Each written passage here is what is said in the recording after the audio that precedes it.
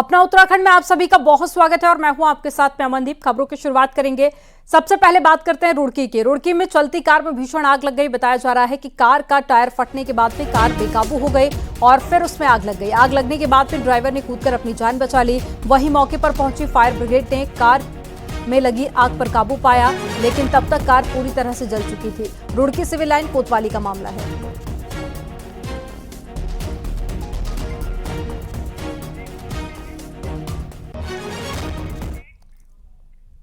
News 18 की खबर का दमदार असर हुआ है। रुद्रप्रयाग सड़क हादसे के मामले में ब्रह्मपुरी चेकपोस्ट के 4 कर्मचारी सस्पेंड किए गए।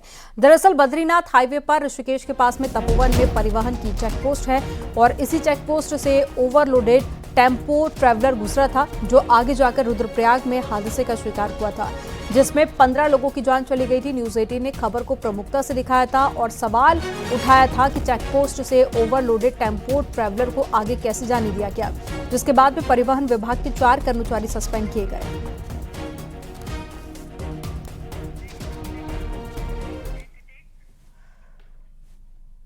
नैनीताल में पर्यटकों की गाड़ी पर पहाड़ के से बोल्डर गिरे, जिसमें कार पूरी तरह से डैमेज हो गई। गनीमत इस बात की रही कि जिस वक्त पत्थर गिरे थे कार में कोई भी नहीं था। पर्यटकों की जान बाल बाल बची है। पर्यटक गाजियाबाद के थे और नैनीताल घूमने के लिए आए थे। पर्यटकों ने अपनी कार पार्किंग में लगाई थी और टैक्सी लेकर घूमने निकले थे।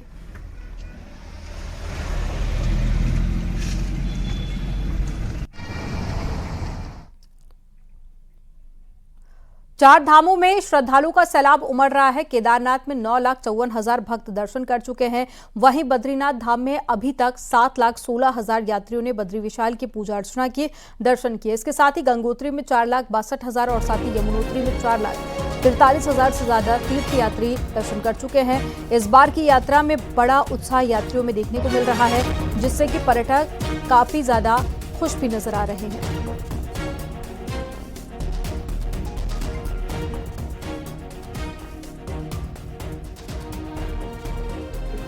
और जिस हिसाब से यात्रियों का इस बार अति उत्साह दिख रहा है, लगभग पिछले सालों की तुलना में 1.5 गुना यात्री हमारे रोज पहुंच रहे हैं और हम लोग उनकी आशाओं के अनुरूप काम कर रहे हैं। उनके अच्छी तरह से दर्शन हो पा रहे हैं, उनके अनुभव भी वो लोग शेयर करते हैं।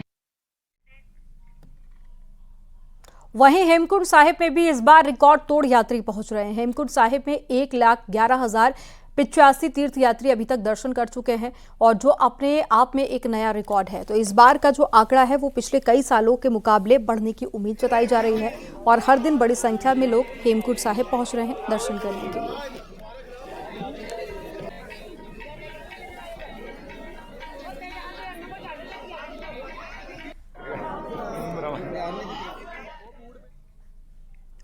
शनिवार को देहरादून में सीएम पुष्कर सिंह धामी की अध्यक्षता में कैबिनेट की बैठक की गई। 3 महीने बाद में हुई कैबिनेट की बैठक में 12 प्रस्तावों पर मोहर लग गई। मंत्रिमंडल ने उत्तराखंड एकीकृत महानगर परिवहन प्राधिकरण विधेयक को मंजूरी दे दी है। साथ ही विद्युत सुरक्षा विभाग के तहत में 80 नए पदों को मंजूरी दी गई। कैबिनेट ने सहकारी समितियों में प्रबंध समिति के सदस्यों और सभापति के पदों पर राज्य की महिलाओं को 33% पद आरक्षित रखे जाने का फैसला लिया है।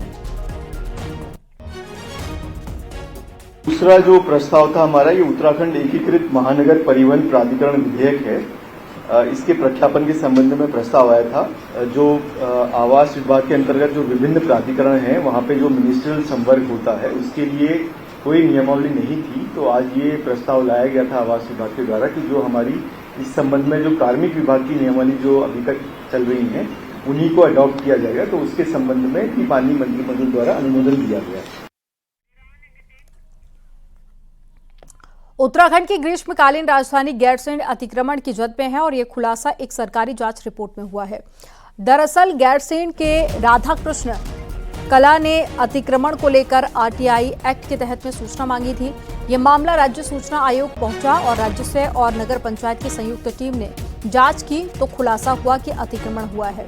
संयुक्त टीम ने समय की कमी का हवाला देते हुए सिर्फ आंशिक जांच रिपोर्ट आयोग में पेश की है। अपने आदेश में सूचना आयुक्त योगेश भट्ट ने उप जिलाधिकारी गैरसैंण को पूरी गैरसैंण की सरकारी जमीन पर हुए अतिक्रमण और कब्जे की रिपोर्ट तैयार करने के निर्देश दिए हैं।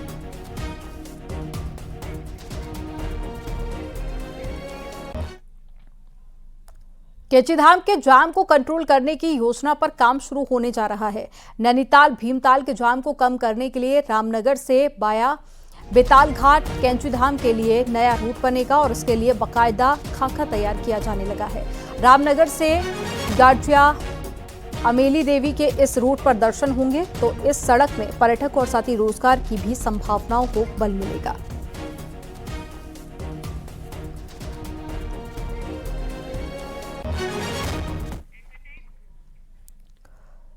कोटद्वार में नदियों के किनारे बन रही बाढ़ सुरक्षा दीवारों की गुणवत्ता को लेकर मिल रही शिकायतों के बाद में विधानसभा अध्यक्ष और कोटद्वार विधायक रितु खंडूरी ने सुरक्षा दीवारों के निर्माण कार्यों का निरीक्षण किया। लोगों ने आरोप लगाए थे कि निर्माण की क्वालिटी से खिलवाड़ किया जा रहा है।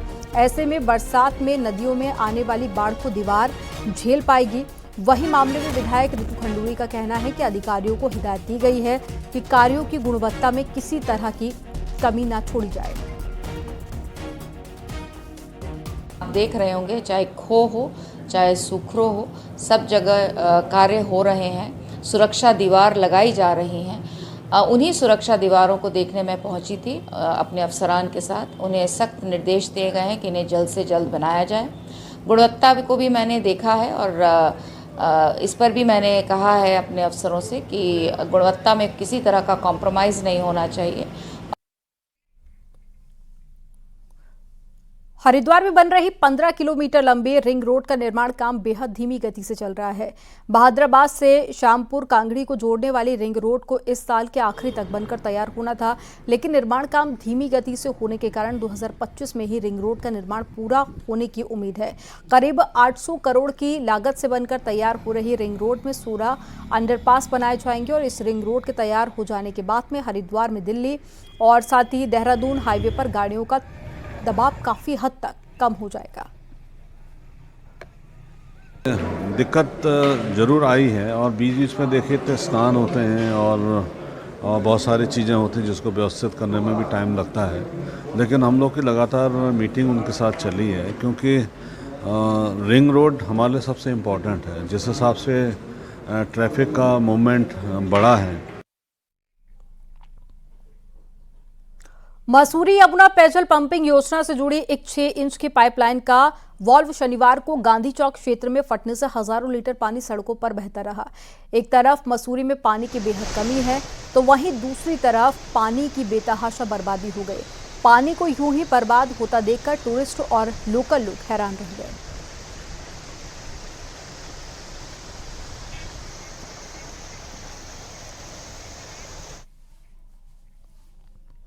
उत्तराखंड में कांग्रेस 2014 के बाद से 5 चुनाव हार चुकी है और जल्द ही हाईकमान इस बार चुनावी हार की वजह जानने 2 नेताओं को उत्तराखंड भेजेगा।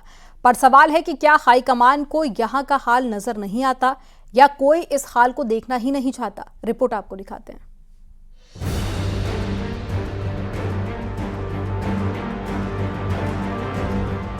उत्तराखंड कांग्रेस क्यों लोकसभा चुनाव हारी, ये जानने के लिए जल्द कांग्रेस के 2 बड़े नेता देहरादून आएंगे।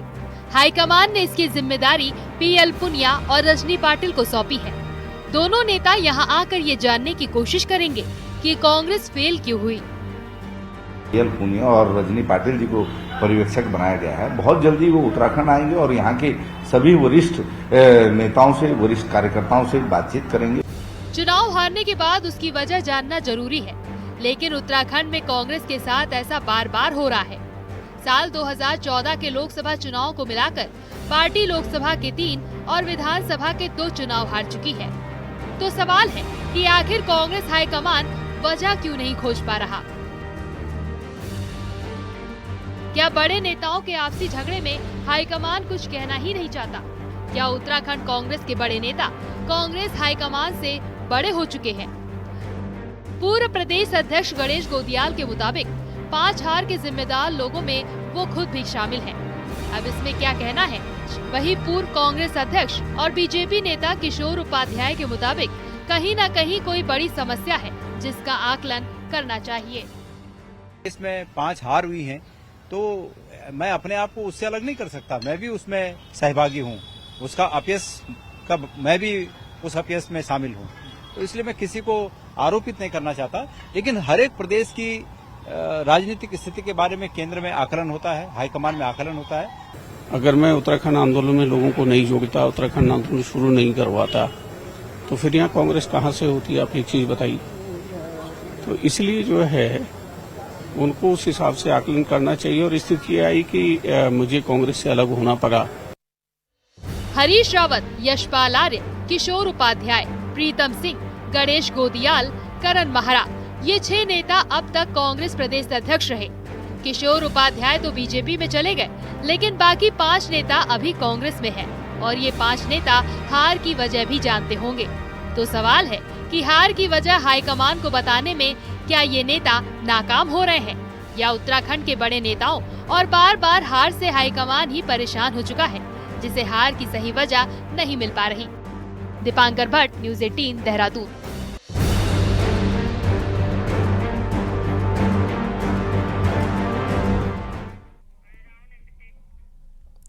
बद्रीनाथ उपचुनाव को लेकर बीजेपी प्रदेश अध्यक्ष महेंद्र भट्ट चमोली के दौरे पर हैं।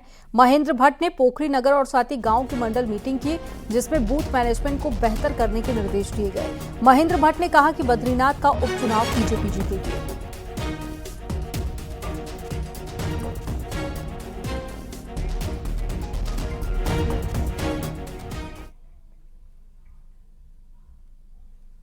और हरिद्वार के रुड़की रेलवे स्टेशन से एक फर्जी पुलिस वाला गिरफ्तार किया गया।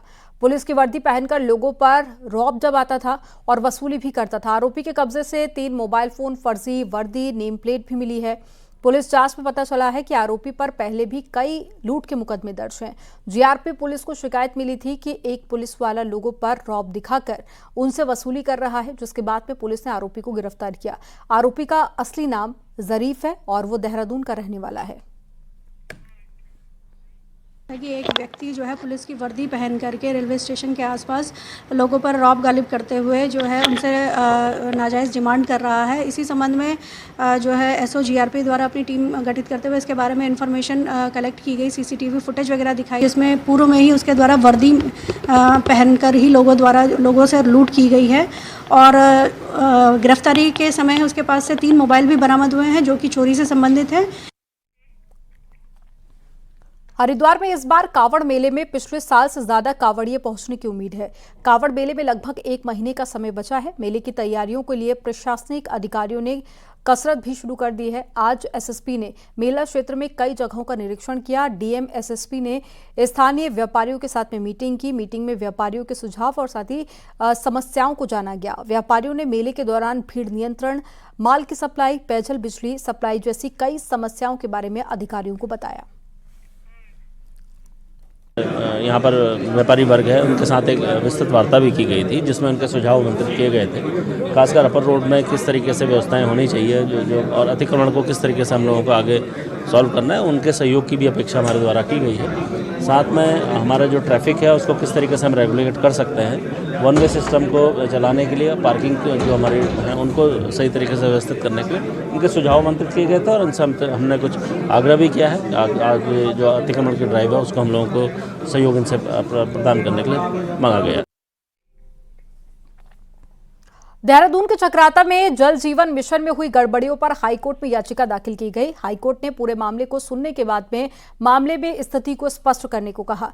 कोर्ट 25 जून को इस मामले पर सुनवाई करेगा और याचिका में कहा गया है कि ऐसे जल स्रोतों से पानी के कनेक्शन लगाए गए हैं जिनमें पानी है ही नहीं। कॉन्ट्रैक्टर्स हों या जो भी कॉन्ट्रैक्टर्स हैं उनके, और जो करप्शन चल रहा है पूरा टेंडर को लेके जो पूरे उत्तराखंड में चल रहा है, उन सबको मिली भगत में उनको बेनिफिट पहुंचाने के लिए हम ये कर रहे हैं। तो ये पीआईएल करता जो है, ये याचिका करता है जो इन्होंने ये मुद्दा उठाया है। आज कोर्ट ने इसमें इंस्ट्रक्शंस मांगे हैं और ये मैटर ट्यूसडे को लगा है। खबर बागेश्वर से है। मंत्री सौरभ बहुगुणा की मौजूदगी में आयोजित जिला योजना की बैठक, साल 2024-25 की जिला योजना के करीब 60 करोड़ का बजट पास किया गया। यह बजट बीते साल के बजट से 8% ज्यादा है। कैबिनेट मंत्री ने कहा है कि क्षेत्र के विकास के लिए हर जनप्रतिनिधियों की ज्यादा जिम्मेदारी होती है, इसलिए सबका विश्वास, धैर्य और विकास की भावना से मिलकर कार्य को आगे बढ़ाना जरूरी है। पिछली बार से 8% का परवय हमने बढ़ाया है। पिछली बार हमारा 55 करोड़ के आसपास था, इस बार हमने 60 करोड़ के ऊपर परवय ले गए हैं कोशिश हमने करी है कि सबका सम्मान कर सकें, सारे जिला पंचायत सदस्यों का, हमारे जनप्रतिनिधियों का, और सबकी योजनाओं को सम्मिलित किया जा सके। हमारी सबसे बड़ी समस्या रही है कि इस बार भी हमको जो प्रस्ताव आए हैं वो 360 करोड़ के प्रस्ताव आए हैं, जबकि हमारी जिला योजना सिर्फ 60 करोड़ की है।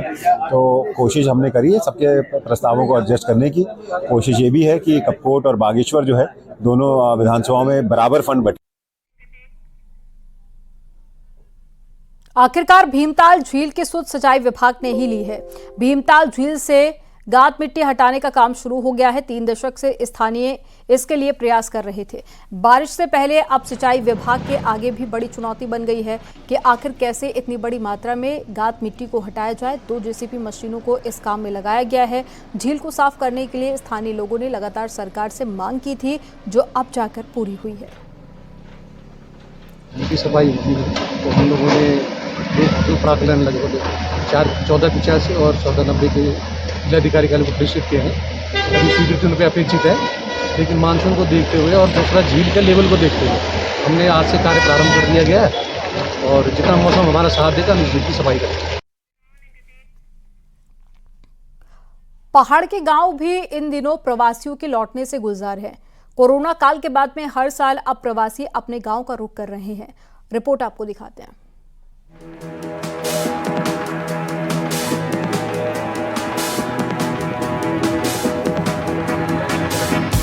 पहाड़ में इन दिनों रौनक बढ़ी हुई है। पूरे साल सुनसान और बंद रहने वाले घर आंगन में बच्चों के खेलने का शोर है। वहीं स्थानीय मंदिरों में प्रवासियों की भीड़ है। लोकल मार्केट भी इससे गुलजार है।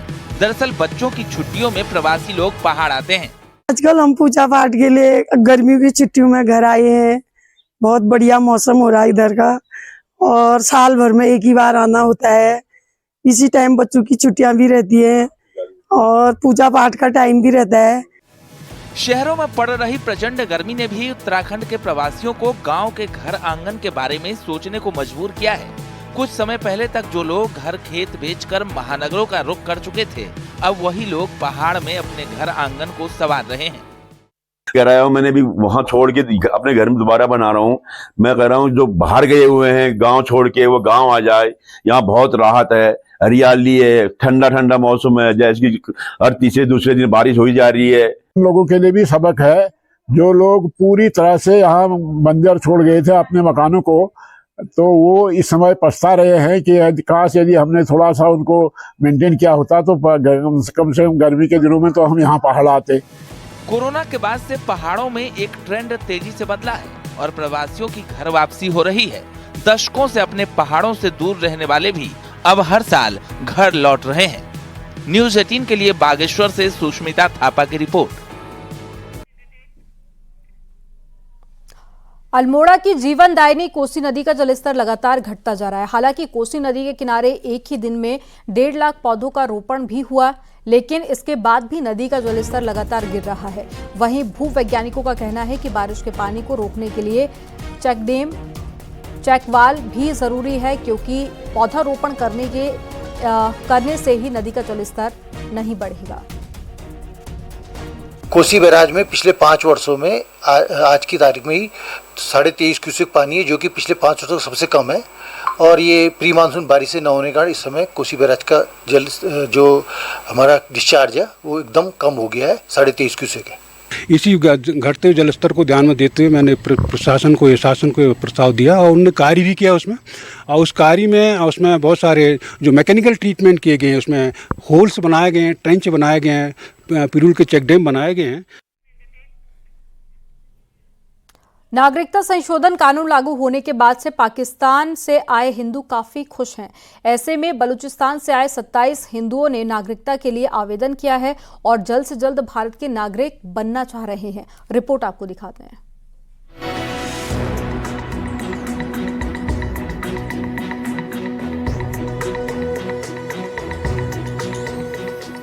नागरिकता संशोधन कानून लागू होने के बाद पाकिस्तान और बांग्लादेश से आए हिंदुओं ने नागरिकता के लिए अप्लाई करना शुरू कर दिया है। बलूचिस्तान से आकर देहरादून में बसे कुछ लोग शुक्रवार को अपने डॉक्यूमेंट वेरीफाई करने डिस्ट्रिक्ट लेवल कमेटी के सामने पहुंचे। 1990 के दशक में बलूचिस्तान से आए ये लोग नागरिकता मिलने की बात से खुश हैं। ये सभी लोग अब पाकिस्तान नहीं जाना चाहते।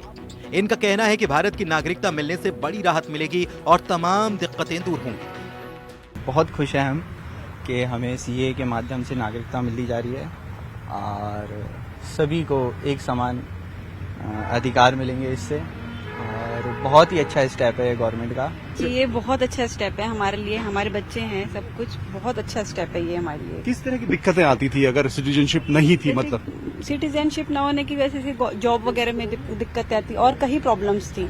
अब यही रिक्वेस्ट है कि जल्दी से मिल जाए सिटीजनशिप तो ज्यादा अच्छा हो जाएगा हमारे लिए। बहुत बड़ा फैसला सर, बहुत खुश हैं हम, बहुत अच्छा लग रहा है कि हमें नेशनलिटी मिल रही है। बहुत डिस्ट्रिक्ट लेवल कमेटी का कहना है कि देहरादून में तीसरी मीटिंग है जिसमें 27 लोगों ने वेरिफिकेशन के लिए अप्लाई किया। जैसे जैसे आवेदन आते जाएंगे उसके अनुसार नागरिकता देने की कार्रवाई आगे बढ़ती जाएगी। ये लोग जो भी नागरिकता संशोधन अधिनियम के तहत यहाँ की नागरिकता ग्रहण करना चाहते हैं, अपने डॉक्यूमेंट्स इन्होंने अपलोड किए हैं, तो यही डॉक्यूमेंट्स चेक करने के लिए कमेटी गठित की गई है। जैसे जैसे लोगों की एप्लीकेशंस आती रहेंगी उसके अनुसार जो है हम शेड्यूल करते रहेंगे जितना संभव हो पाएगा। वहीं पाकिस्तान से आए हिंदुओं को नागरिकता दिलाने में मदद का काम सीमा जागरण मंच कर रहा है, जो आरएसएस की एक विंग है। वो लोगों को फॉर्म भरने से लेकर नागरिकता को लेकर हर तरह की जानकारी दे रहा है। बड़ा चैलेंज बना उन तक जानकारी पहुंचाना, सही जानकारी पहुंचाना। लोगों के बीच में भ्रांति थी, तो उस भ्रांति को दूर करने का काम सीमा जागरण मंच ने किया। नैनीताल, उधम सिंह नगर और देहरादून समेत उत्तर प्रदेश के कई भागों में आदरणीय कर्नल कोठियाल जी ने लोगों को जन जागरण किया। उस जन जागरण के बाद यूथ फाउंडेशन इसमें इन्वॉल्व हुआ और यूथ फाउंडेशन के तत्वाधान में वो सारे फॉर्म भरे गए, उन लोगों को समझाया गया, उनके फॉर्म अच्छे तरीके से भरे गए। केंद्र सरकार के द्वारा लागू किए गए नागरिकता संशोधन कानून के बाद पाकिस्तान से आए हिंदुओं के चेहरे खिल उठे। हालांकि वो सालों से तो भारत में ही रह रहे थे, लेकिन नागरिकता न होने के कारण कई तरह की सुविधाओं से वंचित थे। न्यूज़ 18 के लिए देहरादून से दीपांकर भट्ट की रिपोर्ट।